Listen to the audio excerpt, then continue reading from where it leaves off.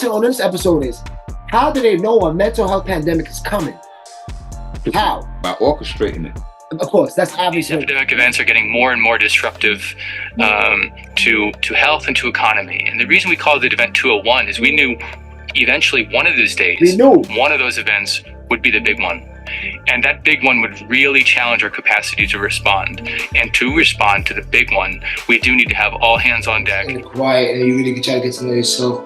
Your highest self will start talking to you. Of course. That's the book you read, whether it's images of you fucking up or it's images of what you should do with that, that's all what you need supposed to be getting.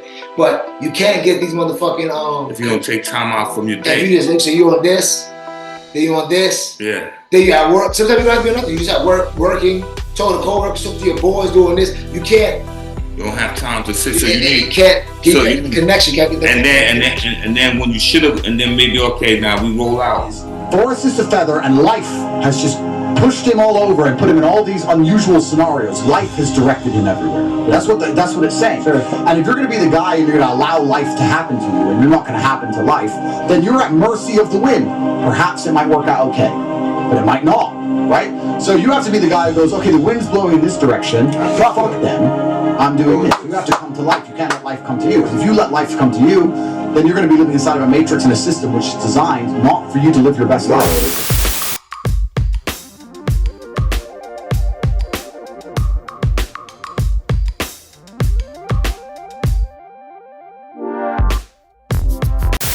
The question on this episode is, how do they know a mental health pandemic is coming?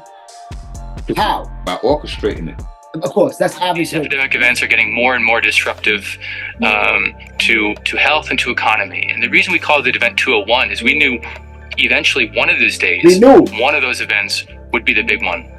And that big one would really challenge our capacity to respond. And to respond to the big one, we do need to have all hands on deck.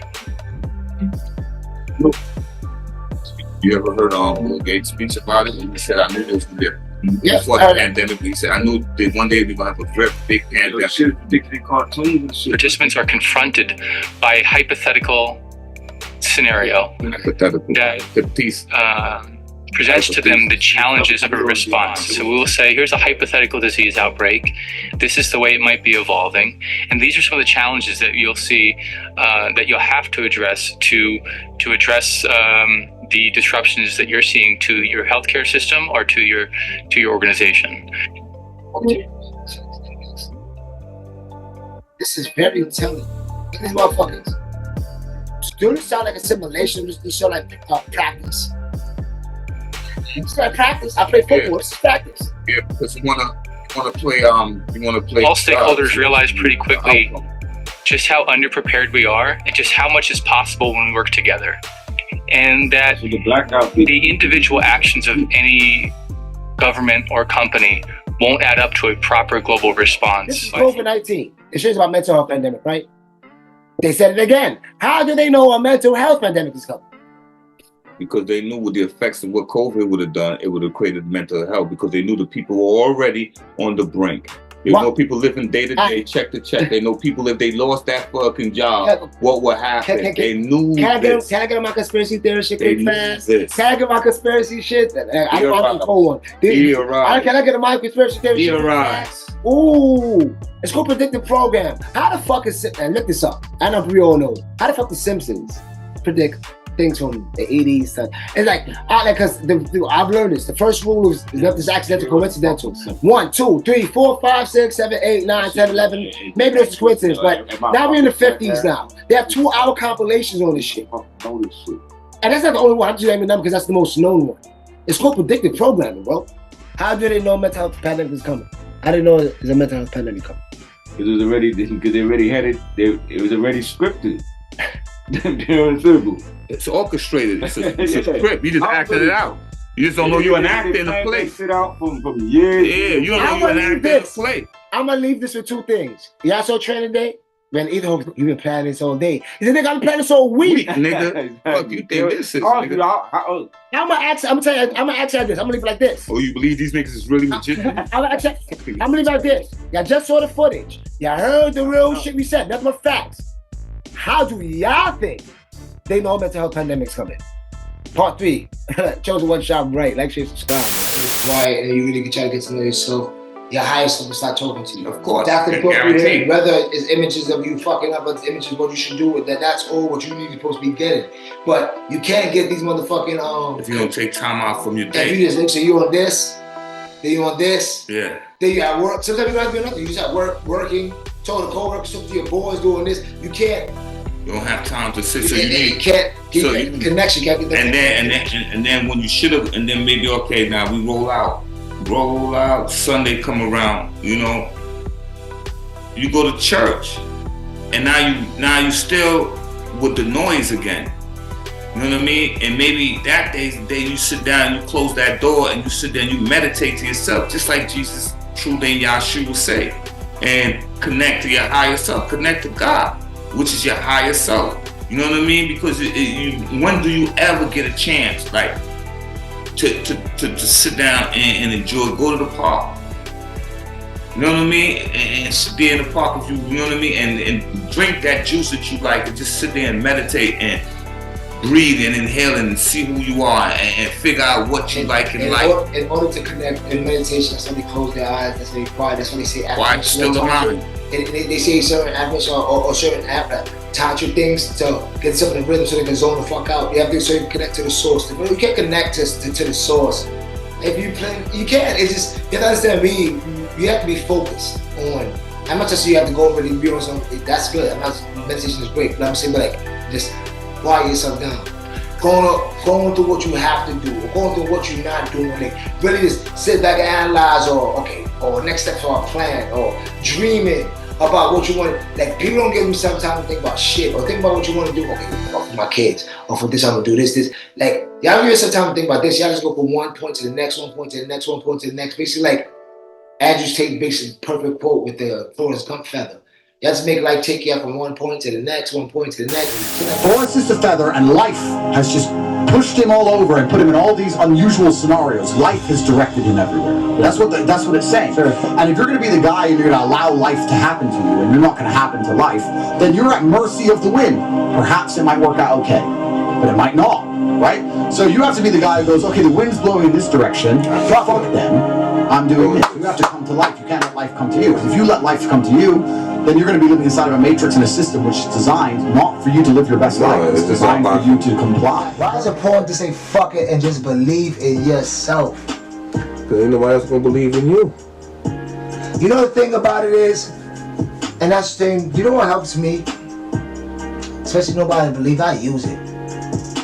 All that pain, all that, word, I use it. I'm a competitor, maybe because a word niggas don't believe, a word niggas sleeping, a word.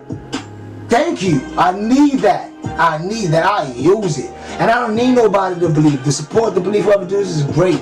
But I don't need nobody to. Because at the end of the day, I got a mission. Like you said, it's my mission. It's my journey. Yeah, it's my so like journey. I can't. If you believe, it's cool. Else's. If you believe, but at the end of the day, because if you're expecting somebody to believe or somebody to support you, that is your girl or your husband. And that's the fucking part. Sometimes not know. Not even done. Sometimes real talk. That means like you have to be the believer. You gotta be the one. Because at the end of the day, you gotta be the captain of your own shit. That shit will drain your energy. Expecting them to believe and when they don't, your expectations get let down. It's like how you build they drain you. Say fuck it. And you got nothing against them, there's no hate against them, you just doing your own shit, you go in your own way. It's like how you build a boat, and then you build a boat and you asking somebody else to be the captain of the boat. They ain't wanna build a boat, they ain't even wanna go on the water. But they don't mind going out on the water for a little while with you, you know what I'm saying, barbecuing it, you know what I'm saying, swimming where it's nice to swim. But you asking them to do a lot. You asking them to your pole, to get the anchor, do that, and they like, man, I don't want to do all of that. That's what you wanted to do. So you got to be the captain of your own boat. You got to be you got to direct yourself in the direction you want to go. You got to know where you want to go. You got to know who you are, and you do not rely on anybody but yourself and the people who is committed to the journey with you. Why haven't you stopped chasing your dreams? And will you ever stop? No, because I don't know nothing else. I'm a soldier, bro. So it's like you gotta be built for it. Yeah, that's what I'm saying. You gotta be built for it. Yeah, I'm a soldier, so it's like if anything, more than anything, I've been deterred, and sometimes not been focused hard enough. But I've never lost belief because I don't see nothing else. I never seen nothing else in my life. One thing I appreciate the journey now more than anything, but I've never seen nothing else in my life. And I think, as I look back, sometimes what we wanted could have happened a lot faster if we had just let go sometimes of who we are.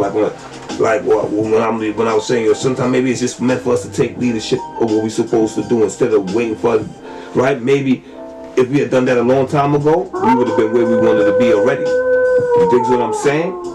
Because I believe at the end of the day, when we got to this juncture that we at right now, it's the same shit it was 20 years ago.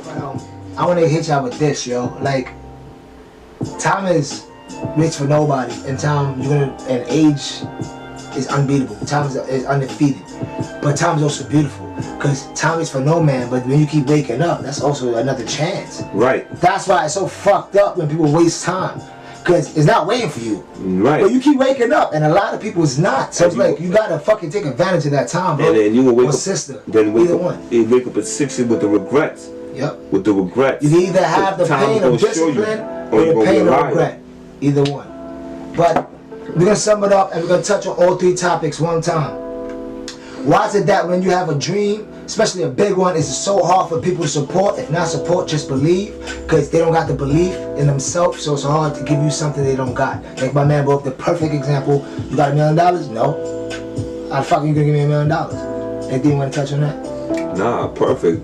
You can't get something from somebody they don't got within themselves. I'm gonna let you, since I summed that one, I'm gonna let you sum this one up. How much of an impact does that have on the individual's mind? His or her chasing, or just having the courage to keep chasing their dream, or just to pursue it? I believe that if you're not strong enough, it hurts the person deeply, right? But I also believe that only the strong is built for this. Only the strong is built to lead. Only the strong is built for this. To survive. Only the strong. So if you're not built for this, then it wasn't meant for you. If you're not built to go through the pain and still probably you ain't got no money, and you get up every day and still do it because you love it, then it's meant for you. So, and why is it important to say fuck it and just believe in yourself? You can both touch on this quick fast because nobody's going to do it for you. And at the end of the day, you have to prove it to you. If you don't believe, nobody else will believe. Period.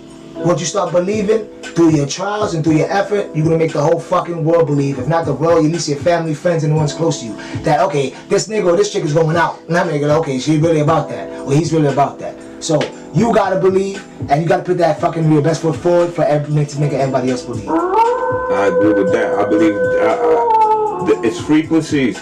So, like, we know certain people exist. They don't know you exist. The only way for them to know that you exist is for you to believe hard in yourself and what you want and change the frequency of what's aligned around you. You got to be able to change your frequency. So if you are going to be the generator of the belief, eventually it's going to be magnetic and everybody around you going to believe. But you got to show and prove. You got to show and prove. And that was why it's important to say fuck it and just believe in yourself. That's right. Swing to the left is as great as swing to the right. Focus in. Get cozy. I got that. What you want? Amen. I'm a son. Nah, I didn't do it.